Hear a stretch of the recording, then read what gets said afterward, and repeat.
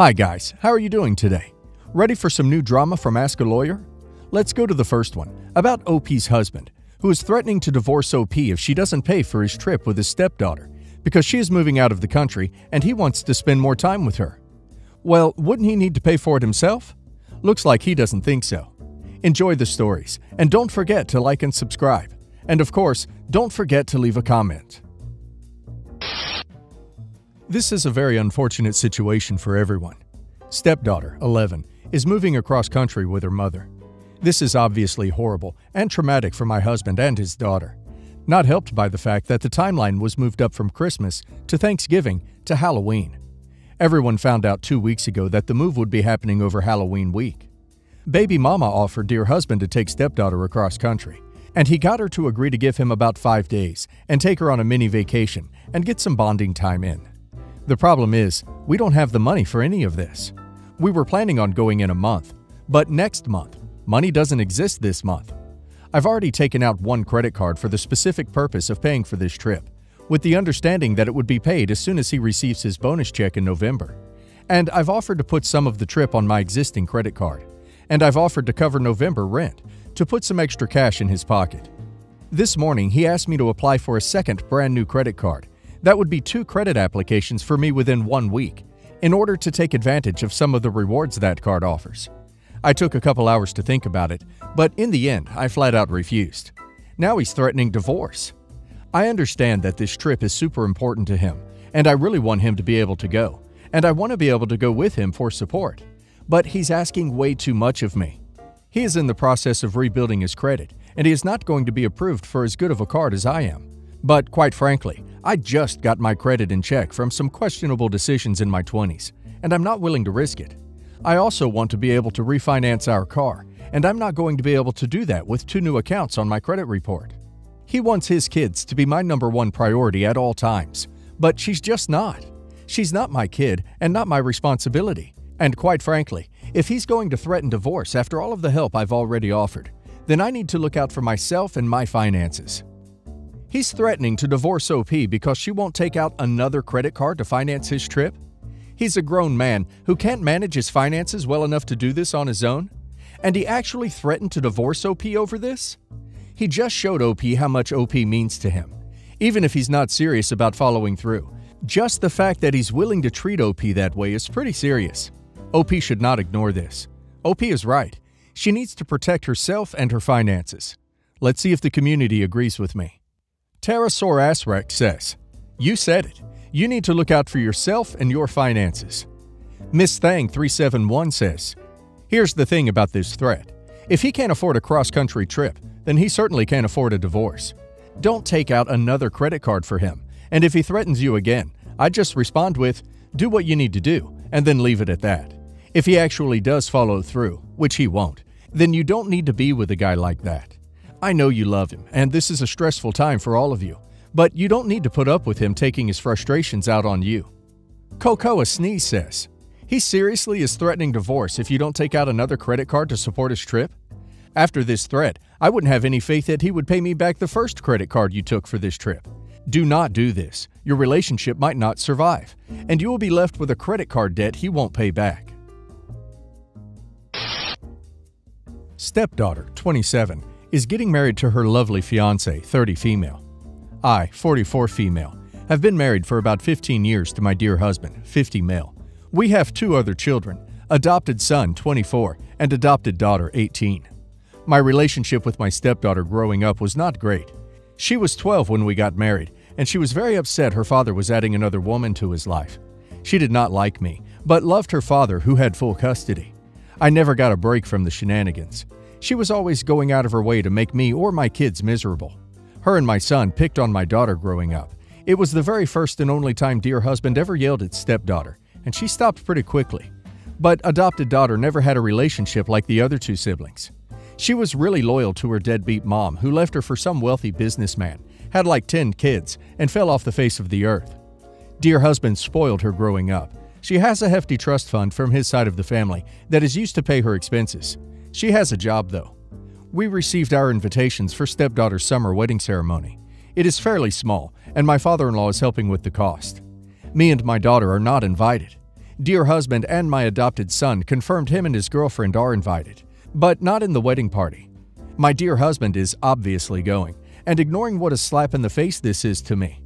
Last year during wedding planning, stepdaughter was discussing walking down the aisle alone and having the sets of parents walk together. Now that I know I'm not invited, I asked dear husband if this meant he would be walking with baby mama, as I'm assuming her husband and children were not invited either. Dear husband confirmed my fear and stated that he will probably be walking down the aisle with her, as well as seated at the family table with her, and my son will be sitting at a guest table. I called stepdaughter to confirm that this was really what she wanted for her wedding. My adopted daughter has been crying for the past week and a half about not being invited to her sister's wedding. I am appalled at how classless this girl is behaving. My stepdaughter also confirmed that her real mother and father would be walking down the aisle together, and that if she had real siblings, they would be sitting at the family table. I was shocked.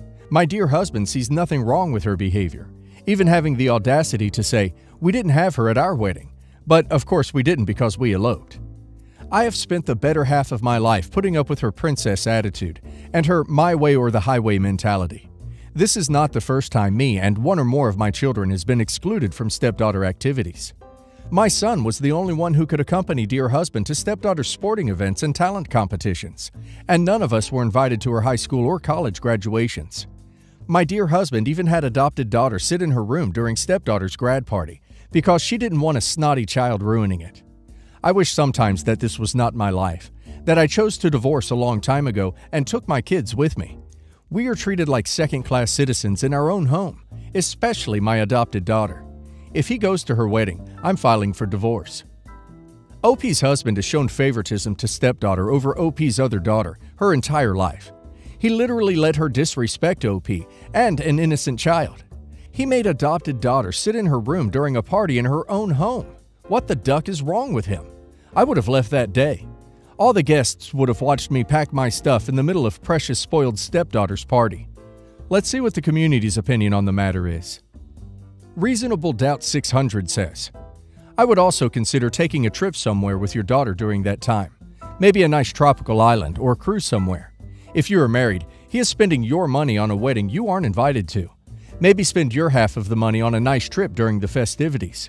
It will keep your mind off it, and you can create some memories with your daughter. What a really awful thing, OP. Wish I hadn't done that, 99 says. Oh my God. Your poor daughter was made to sit in her room during a party? I would have divorced him then. How is he okay with his daughter treating his other daughter that way? Sorry, there's just so much wrong here. Your stepdaughter sucks, and so does your husband. You are not in the wrong at all to feel the way you do. Cut Deer 5970 says, Oh my God. Why have you stayed married to this a-hole? He is treating your shared child like a total piece of crap. I would never tolerate that. So, my mom has had a very crazy love life since I was born. She has been married 5 times, currently married to number 5, and each marriage ended with her leaving one man and moving in with another. This really affected me as a child, as I never really had a stable father figure growing up. Anyways, I went through a divorce myself, first one. I moved out of the house I shared and bought a home on my own. Right after I moved into the house, my mom called me telling me how excited she is to come visit me and that she can't wait. She then explained to me that one of her high school girlfriends owns a house 5 hours north of me, and she just wanted to get away on a girls' trip to relax a little on her way to visit me. I was actually pretty excited for this, as I hadn't seen my mom in almost a year, and with my pending divorce, it's nice to have family close by. I'm military and live in another city. So my mom has a bad history of lying to me. When she left her 4th husband, she went on a dating spree and slept with a lot of guys and lied to me about a lot of things regarding her divorce and telling me her ex-husband was aggressive. In reality, I think he was just boring for her and she moved on. Not a big deal in my opinion. So as we get closer to her visit, the details she's giving me about her girlfriend isn't jiving. My mom grew up in a very poor neighborhood, and yet her girlfriend lived in a resort-like town in a mansion. She's not married or anything. So I got with my sister-in-law, who is a private investigator on the side, and she did a little research and found out one of my mom's ex-lovers lived in this resort town in a mansion. So I let the trip happen without saying a word to my mom. She only stayed with me for one night, then spent the next 5 nights with her girlfriend, all while her husband was at home working away at his job. A couple weeks went by, and the situation really didn't sit well with me, so I decided to call her up and confront her with my theory.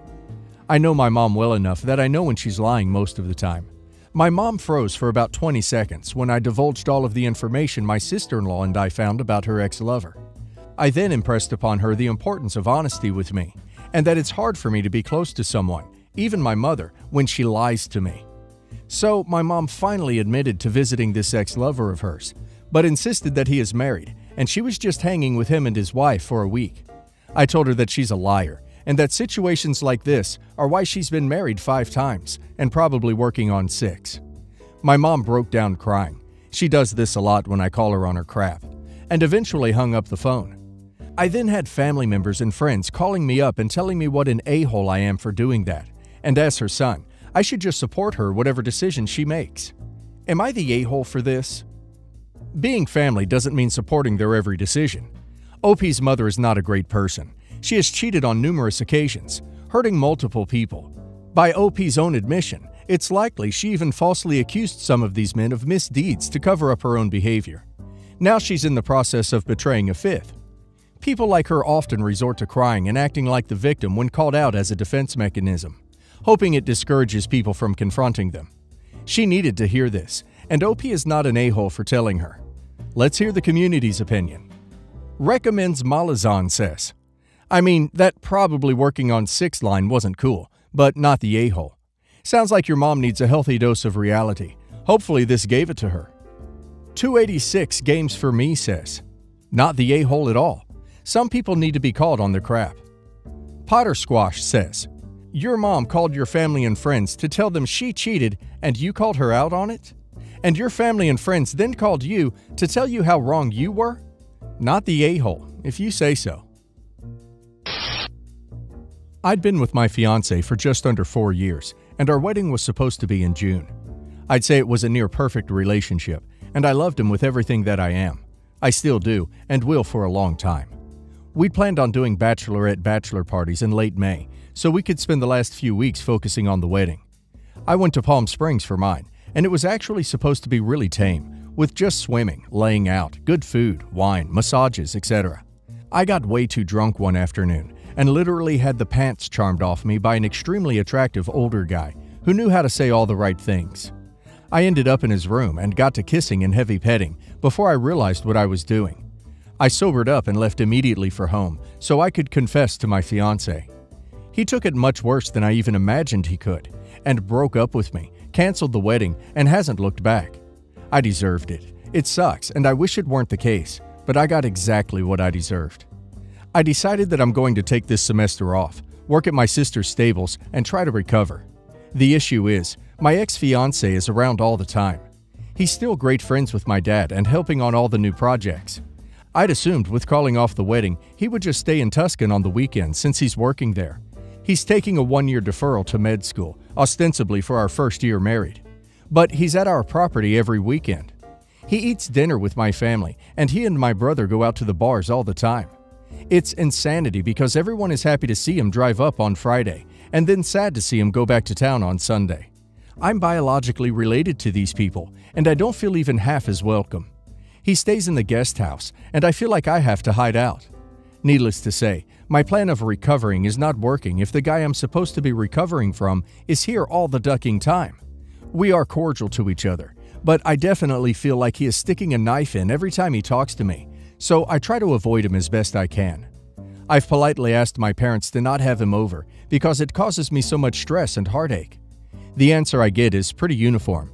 Just because you caused the breakup with your bad choices, it doesn't mean that we have to stop being friends with a genuinely good person. I don't disagree with that, but I just don't know why it has to be at my house.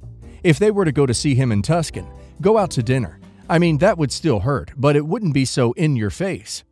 Am I the a-hole if I basically lay down the law and say this is my house, you need to respect me, and my ex-fiancé can't come over anymore? Hassan says, you're the a-hole. It's their house, not yours. You can't lay down the law. Maybe move out. Get a different recovery plan away from your childhood home. Homebrand Barbie says, everyone sucks here. Whilst you did the wrong thing and you kind of made your bed, your family is being very selfish. They aren't even considering you in the slightest as their daughter, sister, friend. It really doesn't involve them, and the fact that they are disregarding you when you are trying to jump over a hurdle in your life is really crappy. In saying so, they did develop a close relationship with him and obviously really like him, so it's understandable they'd be mad at you and side with him. However, I think they need to be more considerate of inviting him around and making it so obvious. Plus, if you ever bring a new guy home, do they expect it to be appropriate to parade your ex-fiancé around? Families need boundaries when it comes to their children's relationships, even if you've done the wrong thing.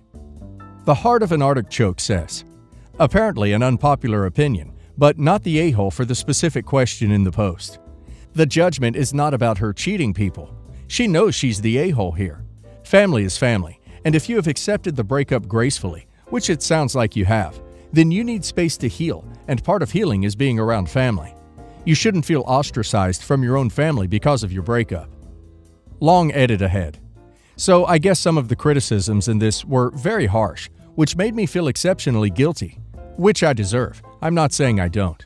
So for the first time since the breakup, I called my ex to just talk to him about everything that happened. We've had a ton of conversations about logistics, really none about us, and find out why he felt the need to be around so much, and maybe just explain my feelings and why it hurt me so much to see him 2 days a week. We actually had a great conversation, which was very refreshing. I told him I'm not in any way trying to dictate who he can see, but maybe being at my house 2 days of 7 is a bit much. He agreed and said he would scale it back. I was just about to let him go when he dropped a major bomb on me, that he was still massively in love with me, and that one of the reasons he was around so much is he was trying to build the courage to ask me to go to some sort of counseling with him, to see if maybe we can work things out. After I caught my breath at him saying that, I started bawling my eyes out, because I hate myself so bad for what I did to such a great guy. We talked for a little bit longer, and basically, what it comes down to is that if I do the legwork to find a counselor that will work with our student health insurance, he'll go with me. We aren't really back together, because we have so much work to do. But we also agreed that we aren't going to see anyone else either. I'm going to re-enroll in classes and try to find a place to live so I can actually graduate next spring. He's still doing his deferral year and will start med school next summer, fall. I know how bad I messed up, but I feel so blessed for him at least trying to get help with me.